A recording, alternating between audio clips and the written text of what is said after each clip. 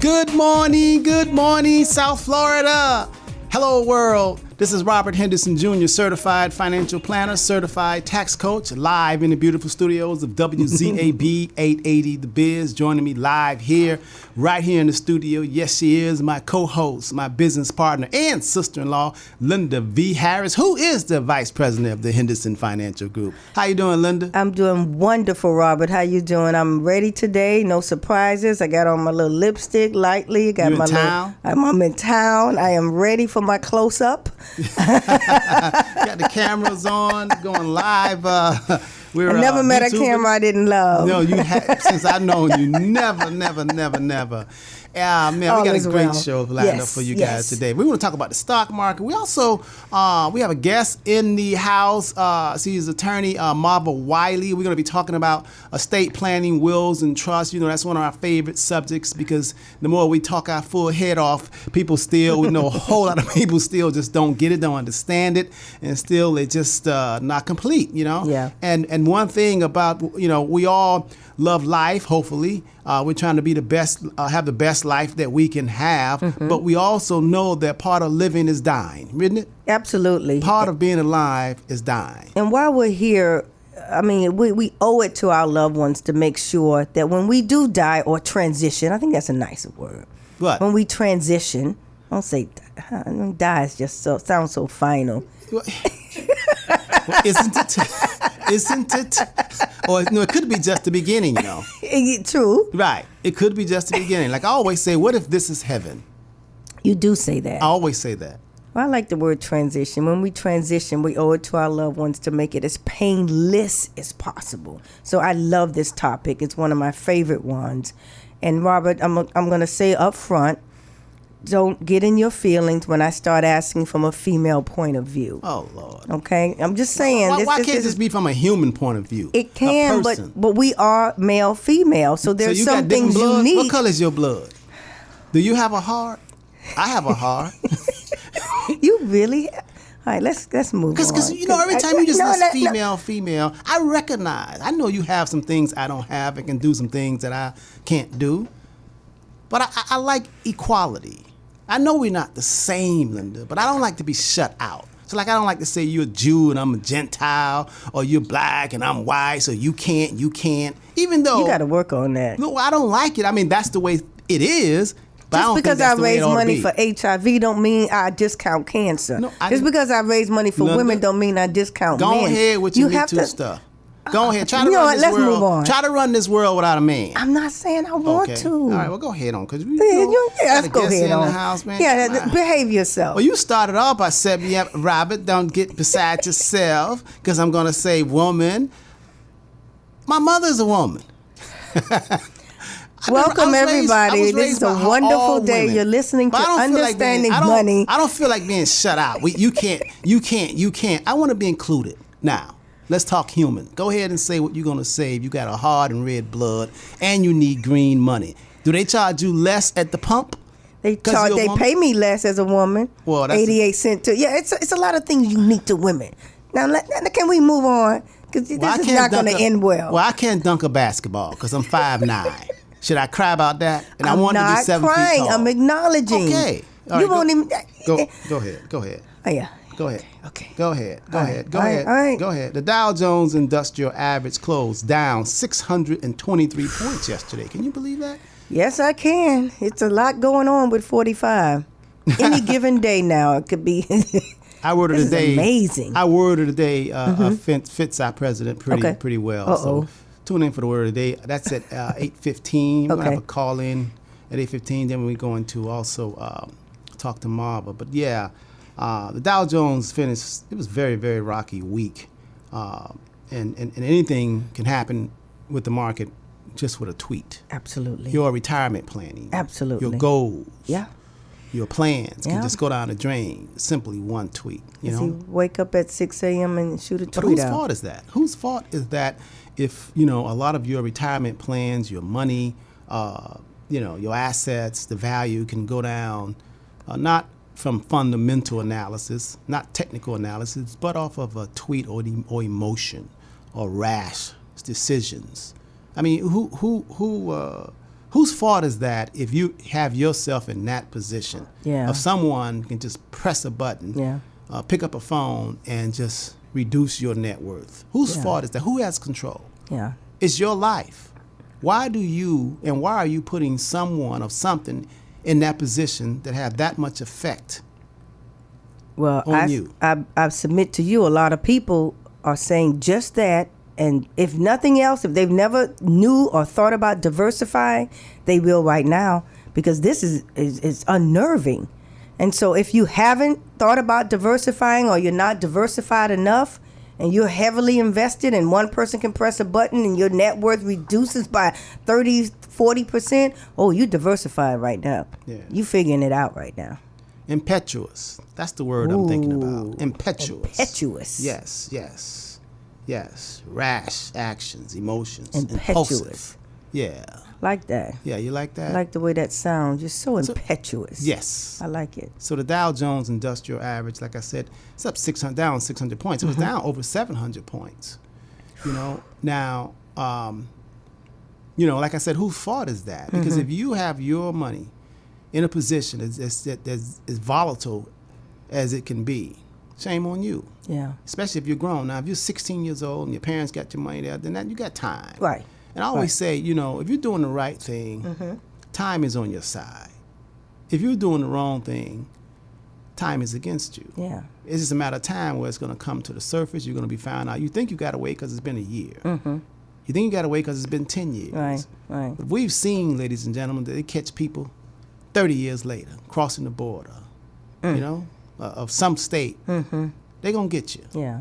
That's just how the universe is set up. You know what I mean? So, but if you're doing the right thing, don't worry about it. You may say it's taking so long, but every day you're getting closer and closer and closer to victory. Yeah. Yeah, so you're right. But if you got time, if you got a time horizon that says it's in 1 year, 2 year, 3 year, or 5 years, then you better think twice about having all of your eggs in one basket, meaning having all your eggs in mutual funds or even ETFs or even the stock market.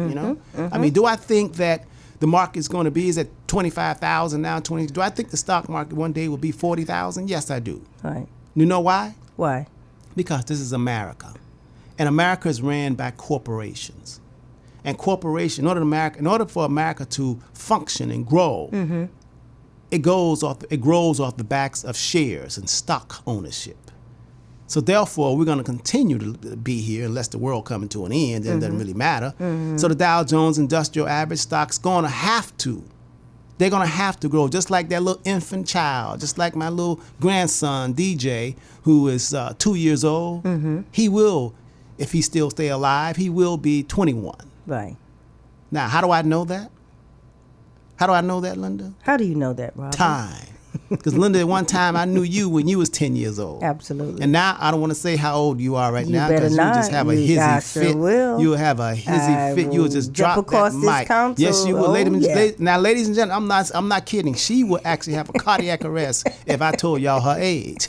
I don't know. Somehow she still thinks she's 10. She wants to. You feel like 10. You do everything to be 10, huh? Or maybe 15. What was your best age? Probably 35. 35? I knew you then. Of course. That was a good. That's when you used to walk around with that 6-pack and have your shirt. Oh my God. I remember you. Oh, yeah, you're right. 35. Oh, my God. Lynda used to walk. Those who own, y'all know what I'm talking about. Okay. Let's get back. Yes, please. As I was saying, this market is going to continue to be very volatile throughout the year. I'm telling you all that. So if you're getting ready to retire, you need to give us a call. Call the Henderson Financial Group at 305-825-1444. I mean, that number again. 305 is the area code, 825-1444. We can tell you some strategies to help you and protect your money from this volatile, especially this last quarter. Yeah.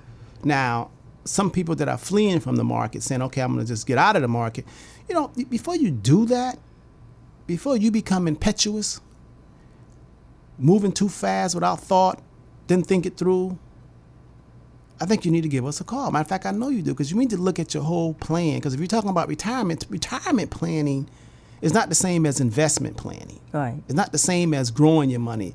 It's asset allocation. You got to make sure you have your money in the right assets to give you that drip, that cash flow. So when you retire, you're sitting on the beach or wherever you're going to be watching Netflix or wherever you're going, money's going to be rolling in every month, and you ain't got to worry about, is the market up or down? That's retirement planning. That's not just investing your money. And 90% of you all have your money in the market to be invested rather than allocated, income allocated, where it can give you a cash flow, guaranteed cash flow every month. Yeah. Make sense? It's not a good retirement worrying about how you're going to pay for health care, if you can take that family trip with the rest of them, if you can just shut down and have the grandkids up. That's not a good retirement. No. You don't want to miss a beat. You want to live the same way or better.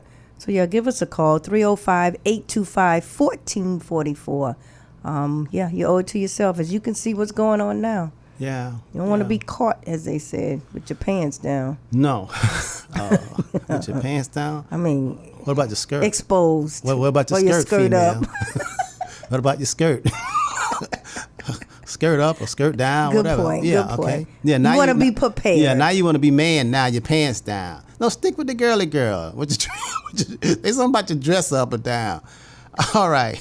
So today, I want you all to get ready. Get your pencil, get your pad up. Wake him up, wake her up. You got to talk about estate planning. How are you going to dispose of your assets? Now, you don't have to have a whole lot of assets. I don't care if you just have one house. If it's in your name, you need to make preparations about one day when you go to heaven. Who are you going to pass and transfer, leave that property to? Now, don't say drama-free. Drama-free. Don't say, you got 6 kids and you want all of them name on that property. Oh, God. Come on now. It's not the Ponderosa. Right. You ain't the Cartwrights. And don't leave the child in charge just because he's a male child. And don't leave the daughter there because she there all just sucking up to you, mama. She's sucking up to you and she's taking you everywhere else. But, we're there too. We're your children too. And yeah.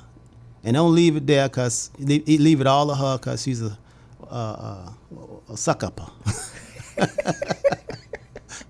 I love this topic. You do? I have lots of questions. That's right, because you got, how many of you all? 6 or 7 of you? There's 7 of us. 7 of y'all, yeah. 7. You got 7. You got 6 other siblings other than you. Absolutely. And I married your sister. You did. Been together 35 years. Excellent choice. You're an excellent husband for my sister. I got to pat myself father. on the back. And I will as 5 well. girls, Yeah. 2 boys. Yeah. Got the right sister. Yes, you do. Yes, I did. Married all these many years. Good choice. That was a good choice. That was a good choice. Yeah. I've been married twice. I will get married again. Over 2/3 of marriages in America are second or third marriages. So I'm just par for the course. And so I have a lot of questions for Attorney Marva today because I need to protect my assets. Are they going to be personal? Ooh, that's the best kind. Well, Because if I ask it, 10 other people are thinking it. Yeah, you're probably right. Right? Yeah, Right. you're probably right. Who you thinking? More women or more men? Oh, more women. More women. Yeah? Oh, yeah. Well, Oh, yeah. I just had a client called me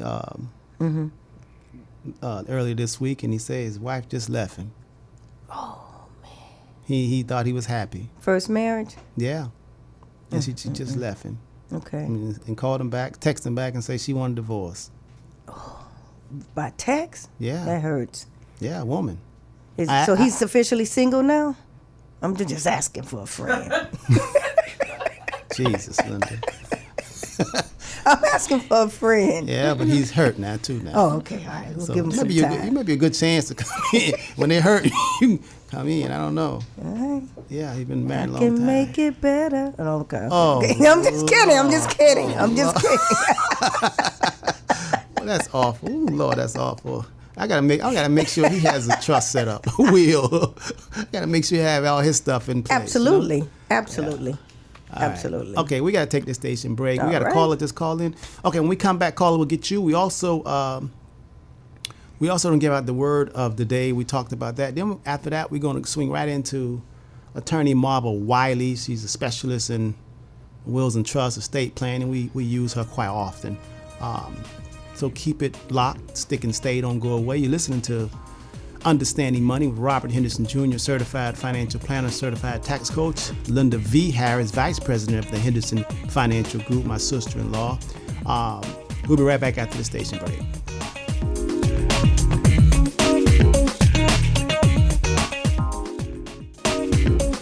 Okay.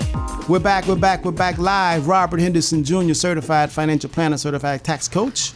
We're live in a beautiful studio of WZAB 880 The Biz. Joining me is my co-host, business partner, sister-in-law, vice president of Henderson Financial Group, Lynda V. Harris, and we also have attorney Marva Wiley. But before we get started, I want to let you all know that you can catch us on social media too. You can go to Facebook. You also can go to our website at www.thehendersonfinancialgroup and catch all this. You also can catch us at YouTube. We got all this on YouTube. Absolutely. So, he's going to put this up today after the show. Later on, if you don't need to repeat this, and if you go to YouTube, put in Understanding Money, you could also hear some of our past shows also. And you can also go to the website. I got a great website, thehendersonfinancialgroup.com. Real educational also. But before we get started, let's take this caller on line 1. This is Eugene. Eugene's having an event coming up, and he's going to tell us about that. Eugene, are you on? Oh, yes, I'm on. How are you? Good morning. Excellent. How you doing, Eugene? I'm very good. Now, every year you guys put on a fabulous event. How many years have you been doing this? This is our 5th year. 5th year. We love it. Love it. Lynda and I was there one year, and it was fantastic. The food was good. The music was fantastic. Tell us a little bit about what's going on in this event this time. Okay. We have been growing since. Of course, our organization is called Roots of Music, Inc., and it's spelled ROOTZ. And the program that I've developed is called the American Roots of Jamaican Music, The Legacy. And our show chronicles the music of the Americas and the Caribbean, so two sides of the Atlantic from the 1940s to the present time. So tomorrow, which is August 25th at 7 p.m., Roots of Music. We are a 501c3 organization. We are a non-profit organization. We will be making our 5th presentation at the Miniature Theater at Nova University down in Davie. So I am appealing to people to come out to give us the support. You will be hearing music from the 40s to the present time, the music of Louis Jordan, Louis Prima, Rathco Garden, Fats Domino, and all of those guys. And it's done in a very unique chronological order. We also expand into the Jamaican interpretation of the early American rock and roll. We called it ska. We modified it, and I'll explain in the show how we modified it, and we'll be playing all of that music. And we will be featuring percussionist Mr. Larry McDonald, myself, Eugene Gray, of course, Lady Tasha Hall, Yishka Greaves, Tedman Greaves, Endelai, along with the beautiful kids of Endelai. They are called the Radiance Major Dancers. They are the choreographers. Excellent. And their choreography also reflects the different genres that we're playing with costume change and all that. So the people will basically be seeing a Broadway review without a Broadway price. The tickets are only $40. So, $40. Yeah. And now let me ask you, where can we get the tickets, and also tell us the location? Okay, at this point, tickets can be purchased at the event tomorrow. It's just a day before the event. And the theater itself, the Miniature Theater, it's on University and 30th Street in Davie. Is there a telephone number to call so I can give the listening audience? Yes. I'm going to give you give the number now, because some people might want to call today. Okay, 954-462-0222. That's 954-462-0222. You can also call 954-830-6001. 954-830-6001. And what time is it taking place tomorrow? Okay, doors open at 6:30 and the show begins at 7. Now the tickets will be open at 5. Okay, that's fantastic.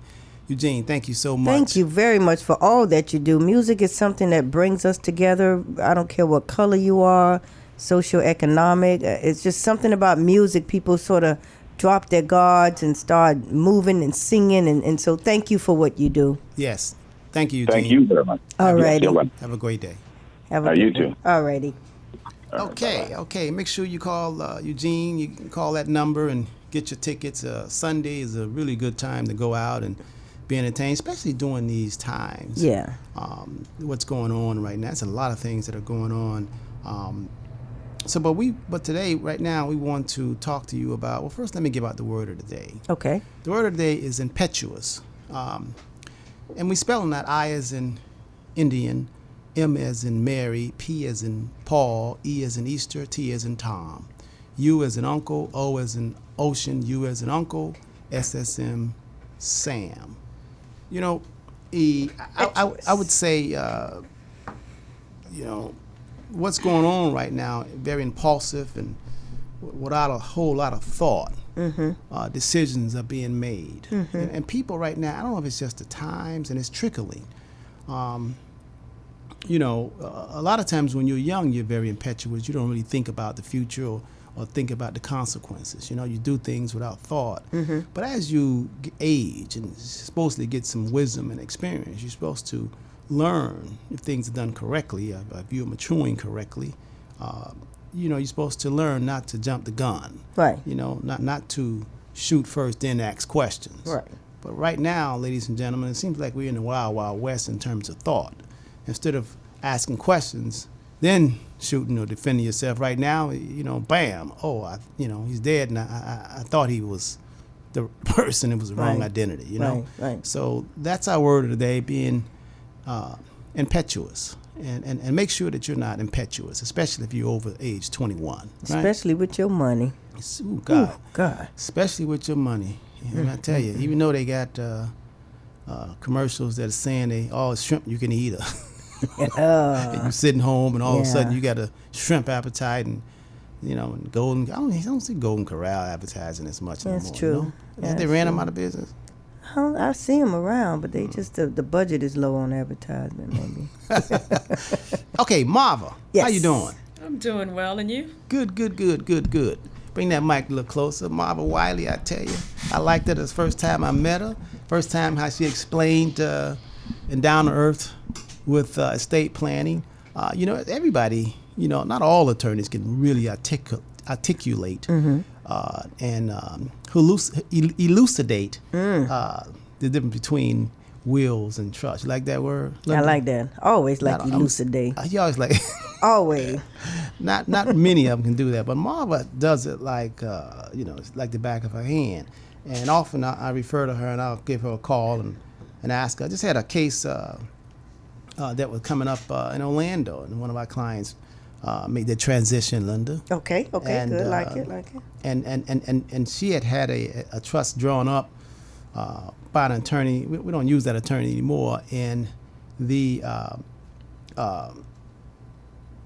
it was a case where a lot of times, and I would say, because it come across my desk a lot, that people go out and they'll go to LegalZoom, or they'll go and they'll have an attorney to draw up a trust, and they'll have the trust in hand. They would have paid money, but the trust is not funded. It's not funded. They have the documents, but it's not funded. Meaning not funded, meaning that the assets have not been transferred into the trust and not in the name of the trust. The assets are still in the individual name, and the trust is the trust set up. It's kind of like having, metaphorically speaking, it's kind of like having a closet, and you have a beautiful new closet, and all of your clothes are on the floor, outside in the bed, laying on the dresser, and and they're just all over the place. But you look in your closet, it's clean. That's the trust. So the closet, the trust is empty, but you have a trust. And I say, do you have a trust? Yeah, I have a trust. And when someone make that transition, and you think that you don't have to go through probate, well, the clothes still laying on the floor. They're not in the trust, so therefore you have to go through probate. And sometimes you call an attorney and say, listen, you paid me to create a trust. You didn't pay me to put the clothes in the closet. You didn't pay me to actually transfer the assets out of your personal name and into the trust. So, I mean, it sounds like it's complicated, but I'm gonna try to simplify it. And Marva is the person, an attorney, who can really talk down, in layman's terms and make you understand. That's what I like about it. So Marva, how you doing today? I'm doing well, and you? Good. So what made you, first of all, what made you just, like specialize in estate planning, wills, and trusts? Why didn't you go be a criminal attorney? All this stuff going on. As much as I know about probate and estate planning, it's an inverse relationship. The opposite. Don't ask me a doggone thing about criminal law. I can't have the conversation. It is bad advice. You do better to Google, which we don't recommend, by the way. But right. Oh. I don't know. Do not ask me. So you stay in your lane. I stay in my lane. Gotcha. Yes. And if you, like, somebody called me and say, hey, I need a divorce. I'm getting a divorce. Do you have an attorney? Marva, you say no. Let me give you a divorce attorney. Right. Right, because the areas of law are different. The statutes, when we used to use books more, it was much more visible how many books are involved in the laws of Florida. And sometimes people have a very deep awareness or experience with one aspect of the law and think they can apply that to another aspect of the law. That's not necessarily true. And I can tell you, recently I had a client who lost her husband, and he has children from prior marriages, relationships. And she tries to talk to me about divorce law and equitable marital property and all. Right. Like, that's not a probate term. Sorry. Great, fantastic, but as it relates to the distribution of your husband's assets when your name wasn't on it, doesn't matter what was marital property. The court can't get into that. There could be a lot of reasons why that is the way it is, and we just don't look at it the same way. It's a different set of laws that apply for probate. And most people, most humans, most people, when we talk to a doctor, just what you're saying, we get that. We understand, we distinguish the difference between the type of doctor, whether this is a knee surgeon doctor, or a heart surgeon, We can somehow in our psyche, we understand, that's a doctor who, but when it comes to like an attorney, we don't make that. Most of the lay people don't. It's the same thing about financial advising or financial planning. They don't make it. You know what I mean? We just like, this guy is a financial planner, so go to him. No, some CFPs do not know anything about real estate. Some certified financial planners, some financial advisors don't know anything about stock options. They don't know anything about life insurance. So, you just can't, you have to go to someone who's specialized. But when it comes to lawyers, people like, hey, he's a lawyer, he can drop. And, oftentimes, I got to say this, a lot of lawyers who don't specialize in that area will take the money. True. And I think I've had friends, for instance, who believe, who initially think that it's pretty simple. Okay, what the law says you need to have a will is X, Y, and Z. I can do X, Y, and Z. Right. But to some extent, having had the horrible experiences on the probate side, when you realize, oh, wait a minute, if you don't anticipate this could be a problem. If you don't anticipate that, this could be a problem. So things like elective share, recognizing the difference if a person has children from prior relationships, you mentioned mutual funds, stocks. Many things pass outside of probate and don't have a role for the judge in the probate case, and other things may apply. We talk about, and what I give when I do clinics and things, I recommend that people do as much as they can to structure their estate so it passes outside of probate. If you've got pay on death or in trust for accounts at the bank, right, that's ideal because the money passes outside of probate. You don't have to wait until you got a death certificate and you open a case and the judge has appointed a personal representative to be able to access that money. Right. I learned early on that could be a problem if the estate, if the heirs are dependent on the deceased person, there may not be any money to do probate. You can't get to the money because you need the letters, having hired an attorney and filed initial paperwork and paid filing fees to be able to even get to the money. Yeah. So that's an advantage of having PODs and ITFs on bank accounts. Yeah, paid on death or transfer on death, TODs, right. Correct. So let me ask you a question. I'm going to ask you a series of questions and that I think that some of the listening audience may have for you. As a matter of fact, we're going to open up the phone lines, and I want you all, listening audience, don't be bashful. There's no dumb questions out here. Any questions that you call in with, I promise you, there are tens of thousands of people that are thinking and want to ask the same question. So I want you to call us here in our hotline in the studio today while we have Marva here. The telephone number here in the studio is area code 305-541-2350. 305-541-2350.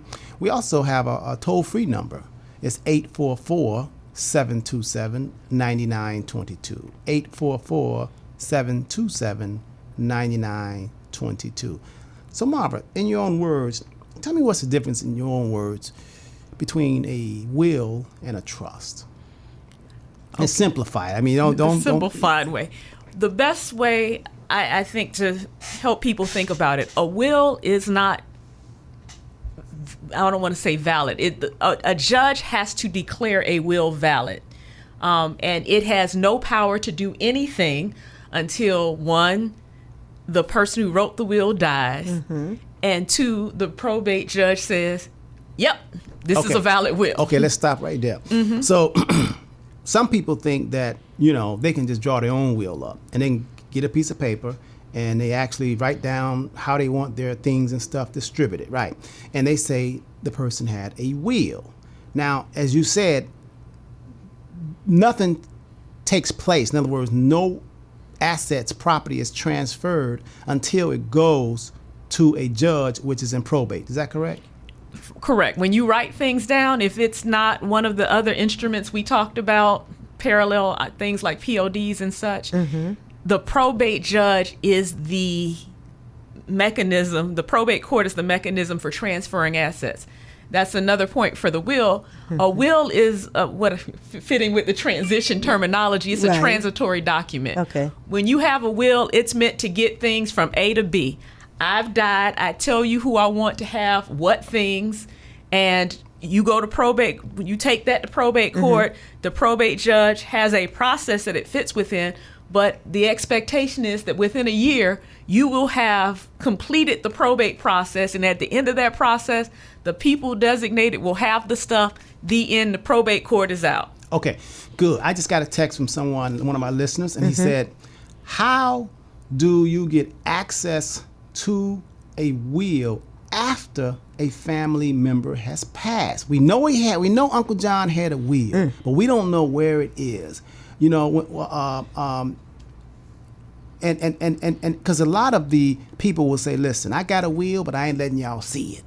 And then he died, and I think he presents the question, the texter presents the question as an access. So I would challenge that language because you have to know where it is. Okay. There is no way of knowing where it is. It does not get filed with the court until the person is deceased, unless the person has been determined incapacitated.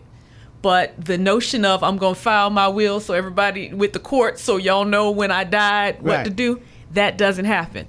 So things that do happen, safe deposit box. People often use a safe deposit box to store their wills. And there is a process for an attorney, a person, to go to the probate court to get permission to go into a safe deposit box and figure out if a will is there before you start the formal probate process. Because we want to make sure you're doing it. We know if there's a will or not a will, so do this little thing first so you can figure out if you need a will. Okay, so let's back up for a minute. All right. I got to get a visual here. Okay. All right. So, Big Mama goes to an attorney, and Big Mama tells the attorney who she wants to leave her things and stuff to. Correct. Now, the attorney draws the document up, the will. Correct. Now, he stamps it, puts his card on it. Now, are you telling me once... Pause. Okay. Because you didn't execute that will you just described. He or she drafted a will. Okay. But one of the formal things that people miss a lot, often even colleagues who are attorneys may not realize, the signing ceremony in Florida is paramount. There is case law that says, if I am doing Robert Henderson's will and Marva Wiley and Lynda Harris are the witnesses, we all have to sign the will at the same time. There has to be a signing ceremony. You, as the testator, have to sign the will.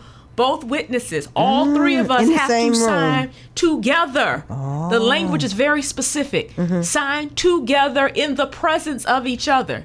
So it's not like we might do sometimes on the deed, don't worry about it. I'll take it to them. Right. Lynda, I signed this early. Can you just witness this for me? Those specificities aren't required for a deed, but a will can be invalid if that didn't happen because the statute is so specific. Now, I didn't know that. This is why when clients come to my office and we're in a conference room, then you'll say, Robert, I need you to witness. And you got somebody else, get Antonio or get Tavares. All of us have to go in there and we witness. And I bring everybody there. And the right. added piece that I bring as an attorney and a notary is to make it a self-proving will. So in the scenario I described, when it's just me, that's just the three of us, then it can't be self-proving because although I'm a notary, I can't notarize my own signature. Right. Gotcha. So the self-proving affidavit is where a notary says, yes, I was present. I saw Robert Henderson, Lynda Harris, and Marva Wiley sign this. Their roles were X, Robert Henderson as the testator, Lynda Harris as the witness, Marva Wiley as a witness. The same notary language about whether they were personally loaned or what kind of identification they presented. That makes it self-proving so that neither of the witnesses have to come in separately to the court, not to a notary, and validate that this is, in fact, the will of the testator. A couple of my friends who are very competent lawyers in their own respects have had that problem recently. And if you have me deal with a will before, that I'll often say to people, no, you think you have a will? Let me take a look at it. One, is it the original? Two, is there a self-proving affidavit? If there's no self-proving affidavit and or we don't have the original, there may be a different process we have to go through.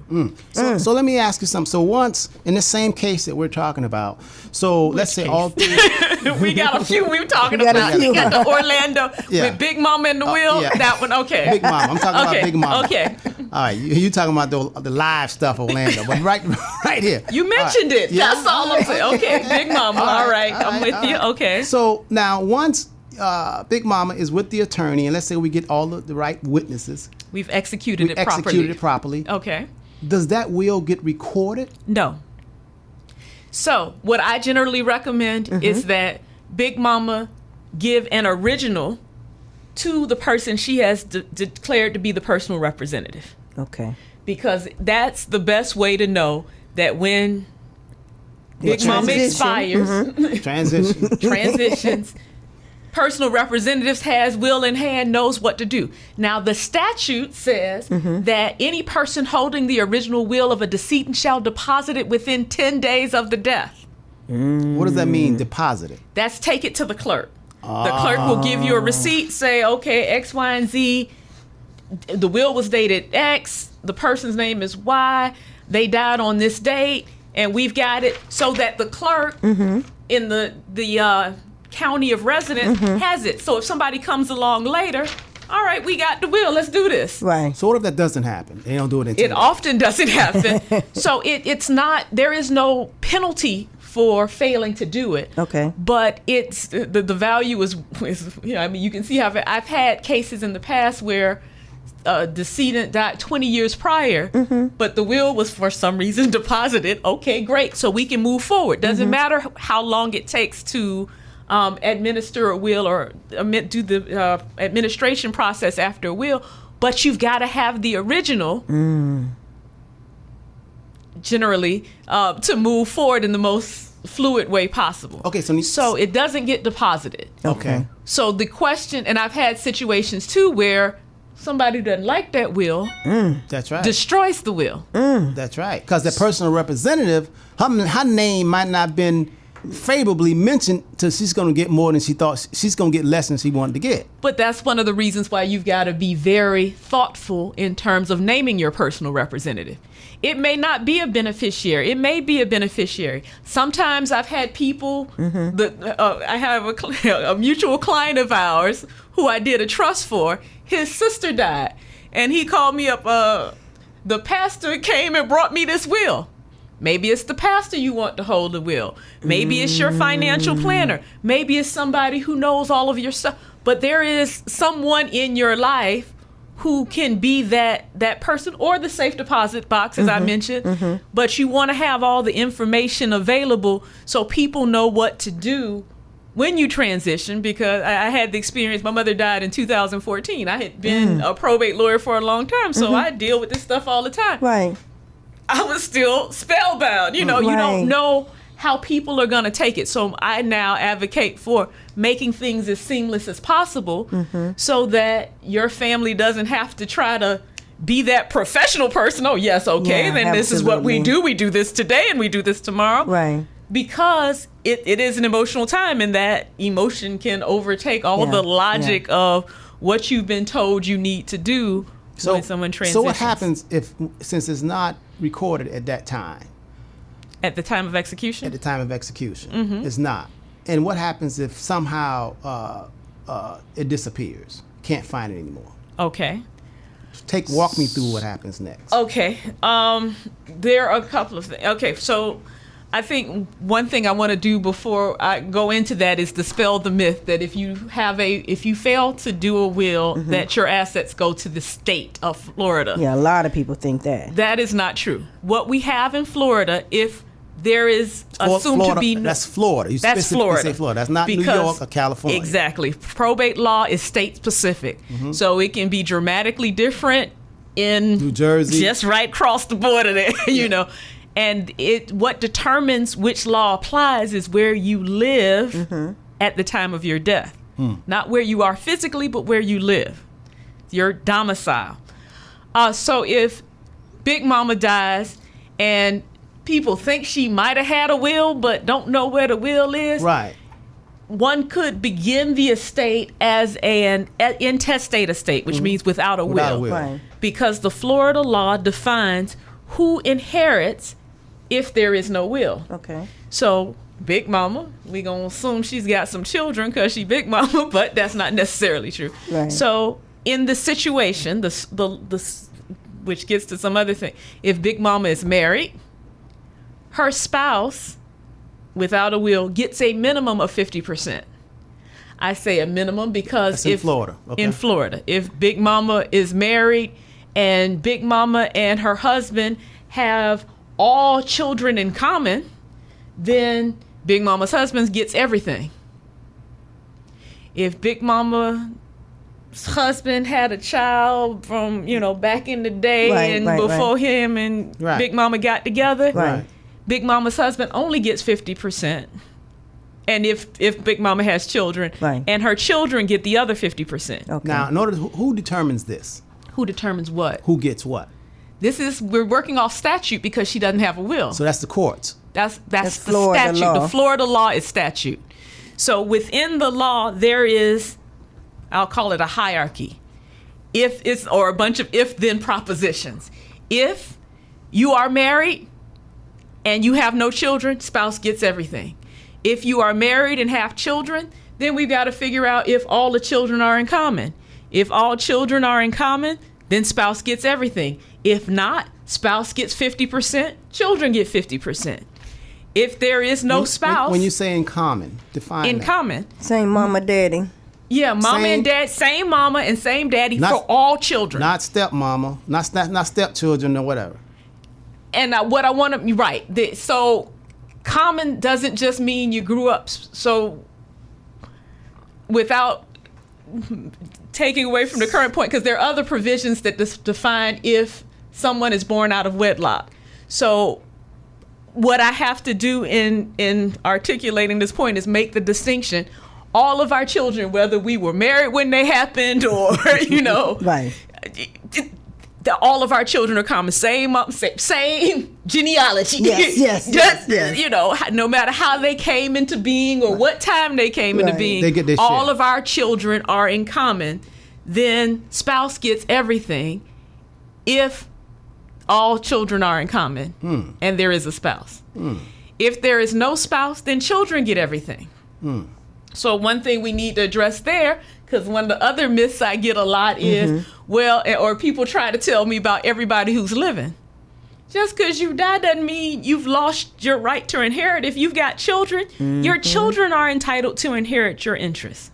That could be a mess. Man. It could. This week is a week of messes. Somebody called me earlier this week about property. Grandma owned the property. She had 15 children. She died in 1999. Oh, Lord. Let's take this caller right quick for you. Okay. Let's take this call. Caller, are you on? Yes. Yes. Got a Good question? morning. Good morning. Yes, I got a question. My mom died in 2009, and my sister quit claiming the house in her name. We don't know where the will went because she left a will. What could be done about that? When you say your sister quit claim the deed to herself, The house. She quit the house in her name. that's not my question.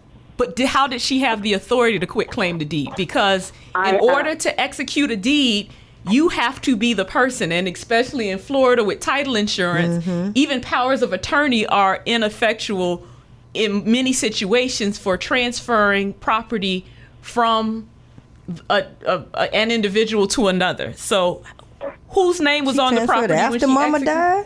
Yeah, that's part of what That's she not- said. That's why I'm asking the question. So was your sister's name? Your sister's name was not on the property at all before Mama died. No. So No. what you're describing then is a crime. Right, that's fraud. She Yeah, forged that's your why mother's name. Exactly. Okay, well then that's a separate thing. That's not a probate issue. That's a forgery issue. Now, what may have happened, you may be looking at the Miami-Dade County property appraiser or something, because remember, the county isn't trying to determine if a deed is valid. You know, on its face, if it looks valid, they process it. They update the property record for convenience. That's not the legal status of title. They update it for convenience, basically, so they know who to get the money from. They're trying to collect property taxes. Gotcha. That is why that is there. So often people get confused thinking, oh no, title, I own it because my name's on this. If you read carefully, the property appraiser's got all kind of disclaimers like this is not about legal title. So that quit claim deed is invalid. And at some point, people will recognize, because when you get title insurance, if she tries to sell it or get a mortgage on it, they're going to go back through and look at the title, and they're going to see that your mother died in 2008, and then this quit claim deed was done in 2010. Unless Mom signed it before she died, sister held on to it and then recorded it after Mom died. But that was can be a notarized. problem too. That could be a problem too? Yes. Oh, man. Yes. All right. We need to talk about trust. Well, we run out of We time. run out of time because I got a question now. I'm going to get married again. Because- I've been married twice. Can I get a question in about trust? Because from Will, I wanted to go down the line to All right, probate. all right. to We gotta judge, have all her that. back. But go with trust Okay. right quick. Let me just give a quick overview on Please. trust, because I didn't. So a trust does not require probate to be made valid. So as I told you with the will, until the judge says, yep, that's a will. Right. It is Nothing not happens. a will. Right. A trust, generally the person who creates the trust is the first trustee, and they continue to manage their affairs, the assets within the trust during the course of their life. And then the trust has provisions for what happens after death.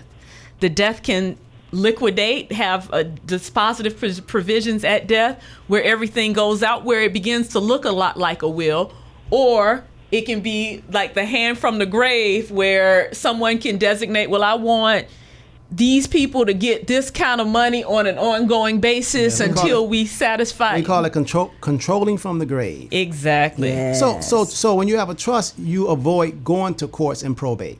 Most likely. Now, if it's done correctly. beneficiaries have issues or want to stir stuff up, the probate court remains retains jurisdiction or has jurisdiction for figuring out if the trustee has done something wrong or failed to comply with the terms of the trust. But you do not have to go to the probate court to have that trust be declared valid. Good.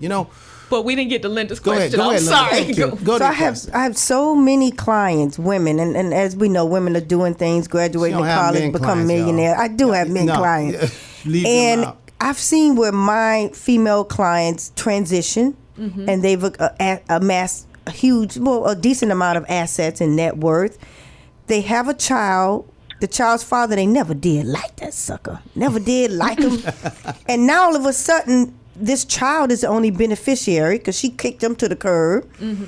And the father comes back and all of a sudden wants to be a father because they know this child have access to assets. My mother used to say that all the time. You want to make sure you control like the money. Yes. Because if somebody's gonna pick up the child if they come with money. Absolutely. Like Anna, what's the girl, Anna Nicole, whatever. Everybody wanted to be her baby father at that point. Right. What can we do in the trust to make sure that sucker who I never liked? Okay. One thing, definitely a trust is a mechanism for dealing with that because the child doesn't get the money directly. Okay. Also with insurance, having a trustee, because minors can't inherit anyway. So if we have a minor who inherits, we're going to have to do a guardianship. Okay. Which has an ongoing cost. And it don't have to be the baby daddy. But what I want to make sure I say this because the challenge, a trust is probably a better tool there because the trust can control where the money goes, whereas a guardianship, the natural father is going to have more rights about determining who is the guardian. A woman can do a pre-need guardianship to say, this who I want to have control of the property for my child should I go away. And when my child was a minor, I had on the life insurance policies, I had my best friend who was very stable financially and trustworthy. Okay, she gets the money in trust for my daughter. Gotcha. So those are the kind of things you want to make sure you do in that situation. Man, this is so good. Yeah. We I know. Okay. Time is really passed us by. Don Daly and Rosie in the studio. So what we're gonna do, Marva? Can we do a part 2 of this? Sure. Can we finish the trust I know it's part? early on a Saturday morning, but we need you, Marva. We really do. Listeners need you, man. All right, people I'm out of need town you. next week. My child's in college now, so I'll be in Boston next weekend. But we can. We'll set it up. After that. You can call in. Okay, well. You can call in. I think I'm coming back Saturday morning. No, really, my plane leaves at 5:30 in the morning, so I don't know that I will have landed. Okay. I'll be in the air at that time. All right, we'll see if we can arrange for you to call in. If not, then we'll the following Saturday.